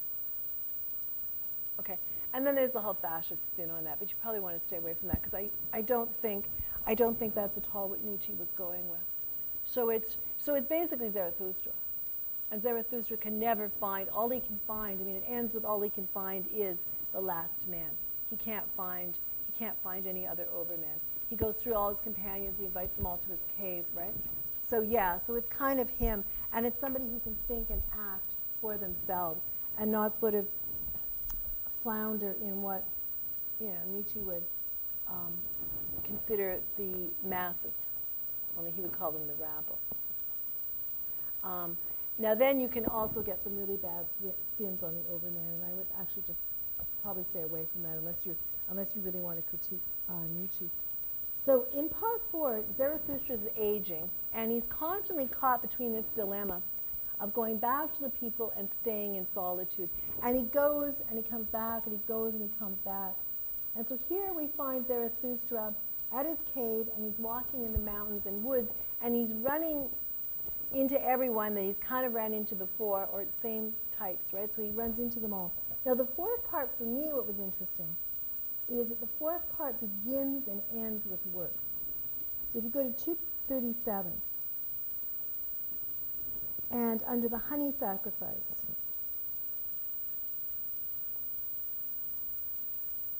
I have long ceased to be concerned with happiness. I'm concerned with my work. And if you go to the very end, 327, so it's the very last page. And he says, Zarathustra, well then, that has had its time. He's talking about pity. My suffering and my pity for suffering, what does it matter? Am I concerned with happiness? I'm concerned with my work.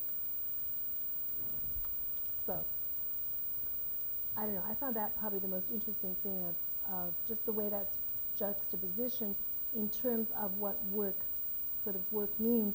And then also I would probably filter work through somebody like Simone Weil, which is, work is kind of like prayer. It's a complete focus and attention. But that's not what he's doing with it there. So in front of the cave, Zarathustra first runs into a shadow. Then, walking, he runs into the soothsayer, who alerts him that he's come to seduce him to his final sin. And his final sin is going to be pity. Now, it doesn't work. It almost works. So during his walk, Zarathustra encounters the 2 kings, who are basically clowns, and they've got their donkey or ass with them. And on page 245, the kings, of course, have the worst things to say about their population. They're leaving them. So it's under a conversation with the kings. on page 245. Next, he comes across the great leech of consciousness. And then the old magician who becomes the moaning sick man, who Zarathustra does not show pity for, but states to the magician that you've harvested nausea as your one truth. The magician is searching for Zarathustra, so he finds him. And each person Zarathustra directs to his cave. He encounters the ugliest man on page 265. He doesn't show pity. He witnessed without pity.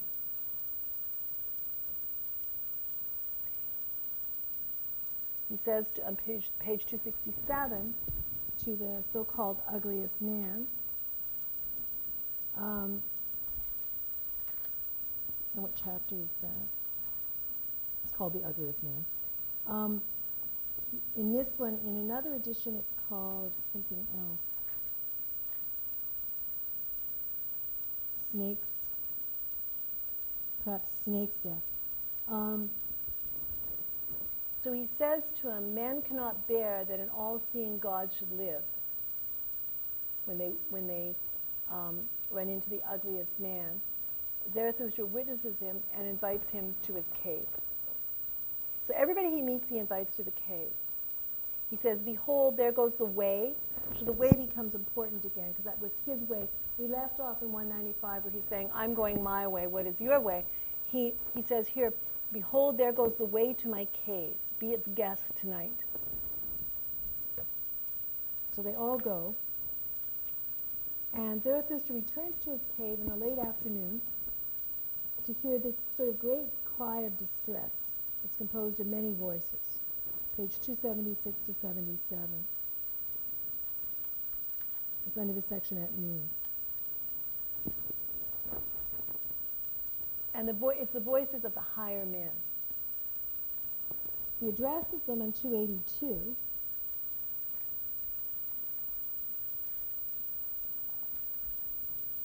I just want to tell you the section in case you're using under the welcome. He addresses them 282. He says, my guests, you are the higher man. Let me speak to you in plain and clear German. It was not good for you that I waited in these mountains. These men are only bridges. He says to them, you are my bridges. May men higher than you stride over you. He says, it's not for you I wait in these mountains. It's not with you that I'm to go down for the last time. He has a last supper with them that they help prepare, partly because for Zarathustra, even a king may be a cook. So he makes them help prepare it. If you look at page 286, it's the famous blink.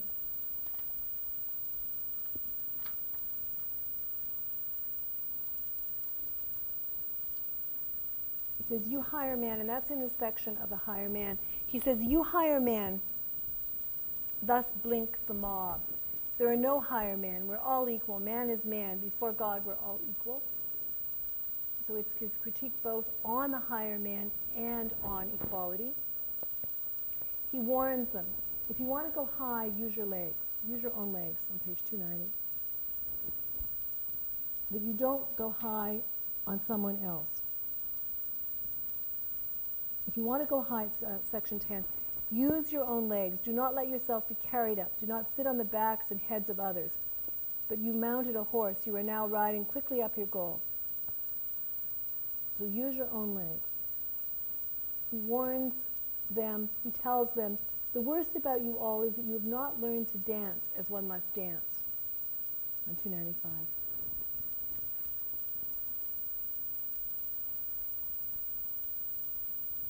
It's under section 20. Dancing away over yourselves. How much is it still possible to learn? So learn to laugh away yourself. Lift up your hearts, you good dancers, higher and higher. He's saying they haven't learned this.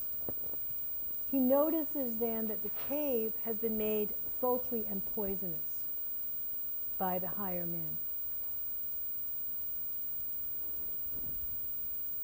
And what has been going on in the cave is that the wanderer in the shadow entertained with a song, it becomes noisy. So Zarathustra gets out of the cave to be with the animals. And two things happen. First of all, he has all these doves flying around his head that they come to greet him, and his lion comes back and is sitting there, and the dove and lions are there. And secondly, all of a sudden the cave goes quiet. And he describes it as deathly still. It's deathly still because the higher men have all become pious again and are praying. And who are they praying to? Who does Zarathustra have them, or Nietzsche have them praying to? To the ass that was carrying the king, the one donkey or ass that was carrying the king's supplies. So if you go to page 312, which is just before it's the awakening, and he says, it's the second paragraph there, they've all become pious again, they are praying, they are mad. And he was amazed beyond measure. And indeed, all these higher men, the two kings, the retired pope, the wicked magician, the voluntary beggar, the wanderer, the shadow, the old soothsayer, the conscientious in spirit, and the ugliest man, they were all kneeling like children and devout little old women, and adoring the ass. So this is kind of his comment on religion. Midnight approaches, and Zarathustra calls for the higher man to wander into the night.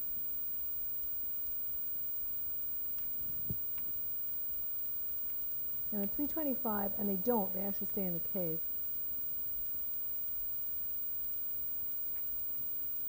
So the sign that Zarathustra gets at daybreak, on 325, he says, they're still asleep, these higher men. I'm awake, they're not my proper companions. It's not for them that I wait here in my mountains. I want to go to my work, to my day. They do not understand the signs of morning. My stride is for them no summon to awaken. They still sleep in my cave. Their dream still drinks of my drunken songs. The ear that listened for me, the heedful ear is lacking in their limbs. And finally, the higher men awaken, and they begin to exit the cave to find Zarathustra. Now the lion that was sitting at his feet leaps at them and roars, and they retreat. And what Zarathustra realizes on page 327 is that he has avoided his final sin, which is pity for the higher man. To my final sin, shouted Zarathustra. And he laughed angrily at his own words. What was it that was saved up for me as my final sin? Pity, pity, pity for the higher man, he cried out, and his face changed to bronze. Well then, that has had its time. My suffering and my pity for suffering, what does it matter? Am I concerned with happiness? I'm concerned with my work. So then he leaves with his lion and doves. And so he avoided what Nietzsche, I guess, four things happen there. One is Nietzsche's understanding of pity, and pity for those that are less than you, okay? Nietzsche's understanding of religion as praying to like an animal. The way he sets out the Overman, who is definitely Zarathustra. And there's one other thing that's there. What would that be? Work. The return to work. So then you say to yourself, okay, well, what is the work? I mean, what I like to say in terms of the Overman is, okay, what is the work of the Overman? And for Zarathustra, his return to work would probably be return to the people and return to starting it all over again in eternal recurrence. Perhaps. I don't know. Anybody got anything sort of on that?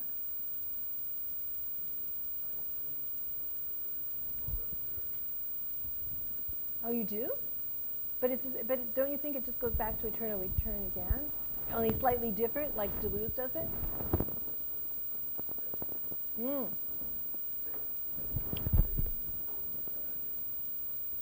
Okay, so the movement through time as a progress novel, movement through space as eternal return, because he's going back to his work, and his work is basically to try and develop an Overman.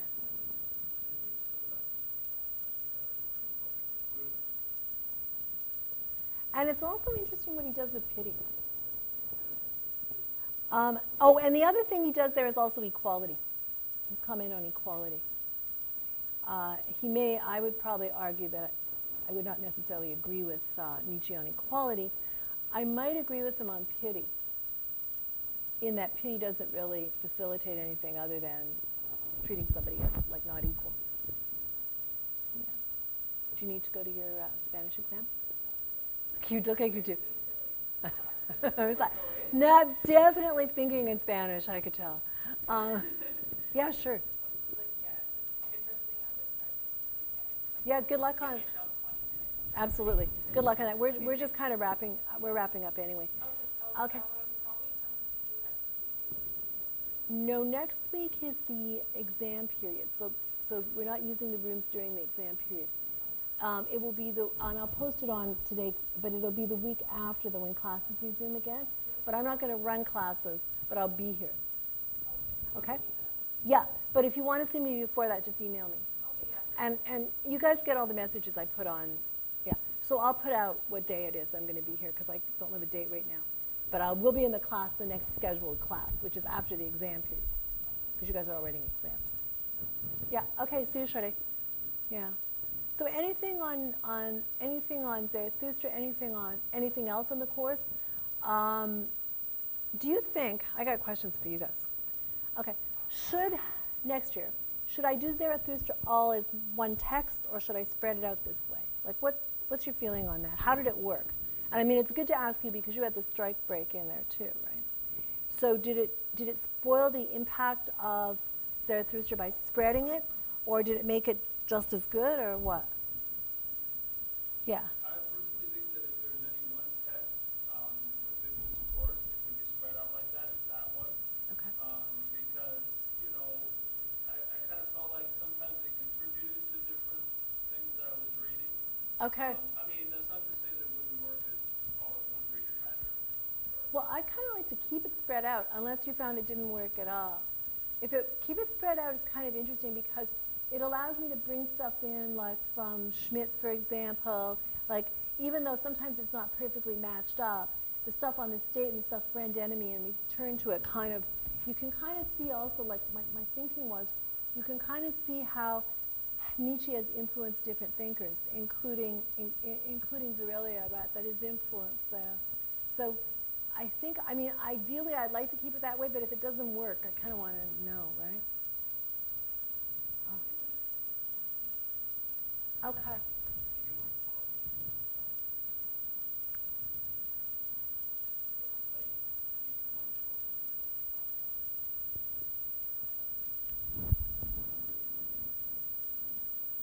Yeah.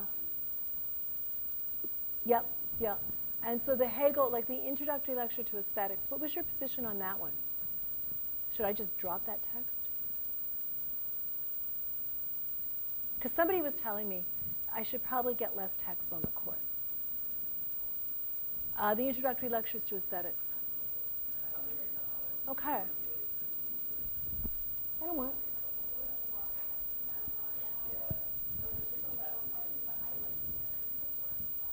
Okay. Oh, that's interesting. Okay. Maybe place it differently. Yeah, because I don't want to scare people away, right? So, I mean, you guys probably aren't the best people to ask because you stayed, but I also think, like, out of responsibility, if it's just like too much reading or too much stuff on there, and not that I expect people to read everything, right? But like if you're reading 5 out of whatever per term or something, that's cool. Bob, did you have your hand up?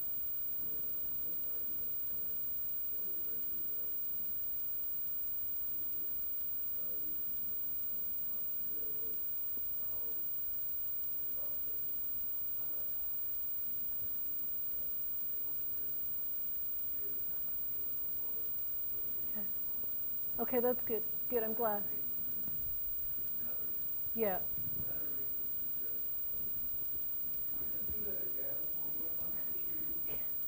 Yeah, no, okay, so the idea is the trajectory that it's going without having a heavy trajectory, yeah.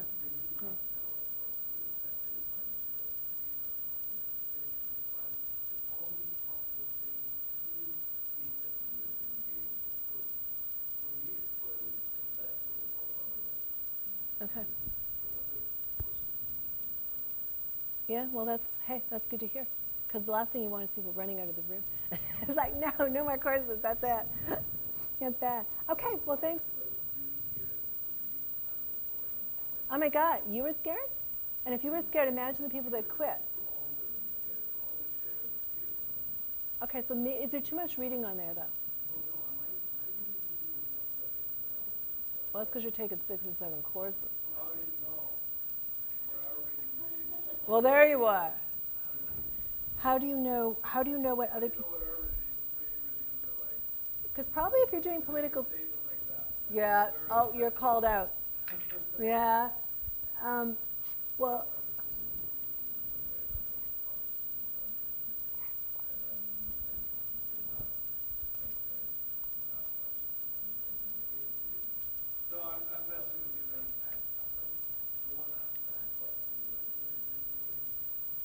So.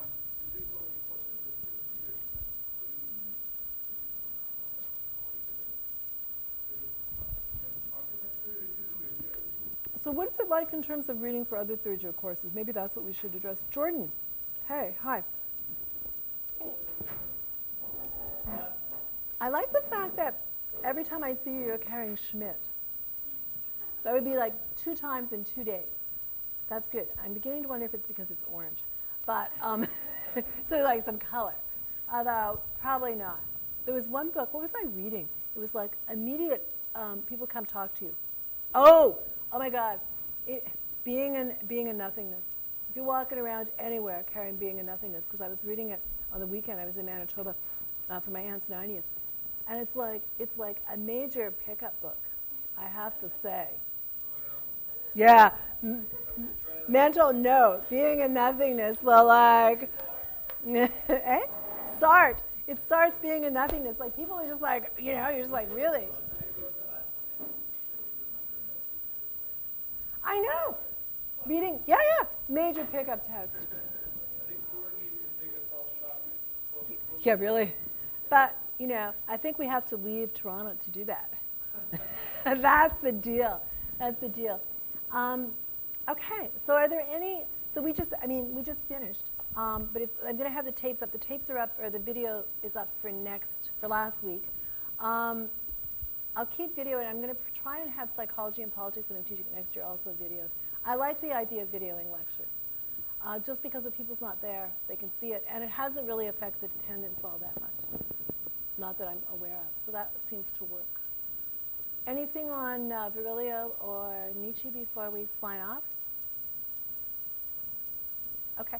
So I'm going to hang around if you want. Jordan's got an appointment with me. But if you want to talk to me after I talk with Jordan about papers, or email me for an appointment, or I will be here not during exam week next week, but the week after for the, I'll be around for the class. Just come see me. Okay? Okay? Yeah, Stephanie.